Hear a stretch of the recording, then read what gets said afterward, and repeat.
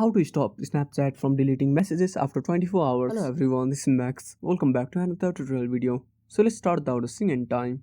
Also make sure to watch this video till the end. So first of all, open up Snapchat on a device. Now go to the message section. Now open up your chat.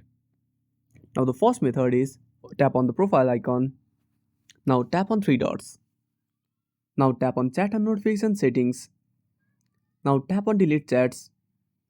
Now select 7 days after viewing. Now your message will disappear after 7 days after the person has viewed the message. Now to already Now to make Snapchat never delete your message, simply go back. Now when you send the message, simply tap on the message again. Now this will save your message and it won't be deleted anytime.